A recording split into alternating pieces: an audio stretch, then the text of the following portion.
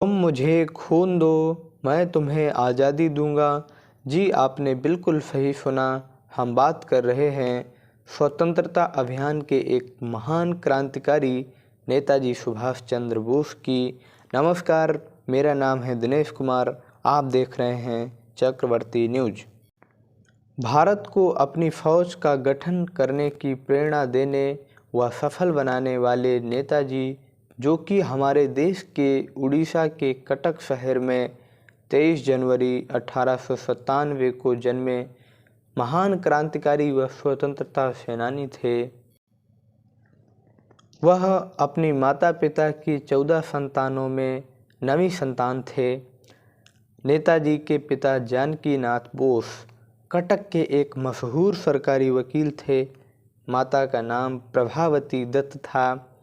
अपनी शुरुआती स्कूली शिक्षा के बाद उन्होंने रेवेनसा कॉलेजिएट स्कूल में दाखिला लिया। उसके बाद उन्होंने प्रेसिडेंसी कॉलेज कोलकाता में प्रवेश लिया, परंतु उनकी उग्र राष्ट्रवादी गतिविधियों के कारण उन्हें वहां से निष्कासित कर दिया गया। इसके बाद वह इंजीनियरिंग की पढ़ाई के लिए कैम्ब्रिज विश्वविद्यालय चले गए। वर्ष 1919 में बोस भारतीय सिविल सेवा परीक्षा की तैयारी करने के लिए लंदन चले गए और वहां उनका चयन भी हो गया। हालांकि बोस ने सिविल सेवा से त्यागपत्र दे दिया, क्योंकि उनका मानना था कि वह अंग्रेज़ों के साथ कार्य नहीं कर सकते। सुभाष चंद्र बोस विवेकानंद की शिक्षाओं से अत्यधिक प्रभावित थे और उन्हें अपना आध्यात्मिक गुरु मानते थे, जबकि चित्तरंजन दास उनके राजनीतिक गुरु थे। वर्ष 1921 में बोस ने चित्तरंजन दास की स्वराज पार्टी द्वारा प्रकाशित समाचार पत्र फॉरवर्ड के संपादन का कार्यभार भी संभाला। वर्ष 1923 में बोस को अखिल भारतीय युवा कांग्रेस का अध्यक्ष और साथ ही बंगाल राज्य कांग्रेस का सचिव चुना गया। वर्ष 1925 में क्रांतिकारी आंदोलनों से संबंधित होने के कारण उन्हें मांडले कारागार में भेज दिया गया, जहां वह टीबी की बीमारी से ग्रसित हो गए।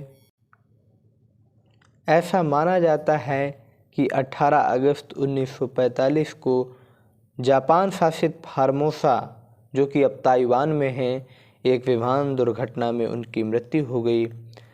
नेताजी बहुमुखी प्रतिभा के धनी थे, क्योंकि कांग्रेस के उनके संबंध ऐसे थे कि लोग परेशान हो जाते थे।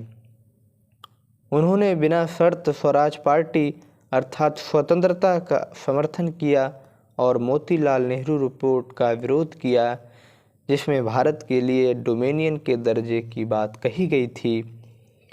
उन्होंने वर्ष 1930 के नमक सत्याग्रह में सक्रिय रूप से भाग लिया और वर्ष 1931 में सविनय अवज्ञा आंदोलन के निलंबन तथा गांधी इरविन समझौते पर हस्ताक्षर करने का विरोध किया।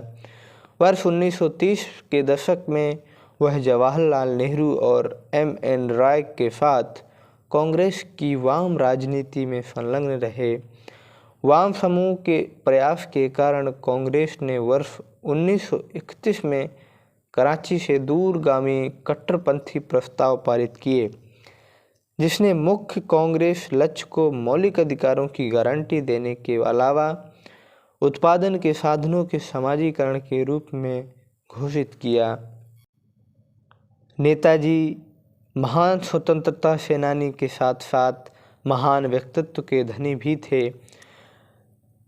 बोस वर्ष 1938 में हरिपुरा में कांग्रेस के अध्यक्ष निर्वाचित हुए। वर्ष 1939 में त्रिपुरी में उन्होंने गांधी जी के उम्मीदवार पट्टाभी सीतारमैया के खिलाफ फिर से अध्यक्ष पद का चुनाव जीता। गांधी जी से साथ वैचारिक मतभेद के कारण बोस ने कांग्रेस के अध्यक्ष पद से त्यागपत्र दे दिया। इसका उद्देश्य उनके गृह राज्य बंगाल में वाम राजनीति और प्रमुख समर्थन आधार को समेकित करना था। उन्होंने जय हिंद और दिल्ली चलो जैसे प्रसिद्ध नारे भी दिए। बोस ने बर्लिन में स्वतंत्र भारत केंद्र की स्थापना की और युद्ध के लिए भारतीय कैदियों से भारतीय सेना का गठन किया, जिन्होंने एक्सिस शक्तियों धुरी राष्ट्र जर्मनी, इटली और जापान द्वारा बंदी बनाए जाने से पहले उत्तरी अफ्रीका में अंग्रेज़ों के लिए लड़ाई लड़ी थी।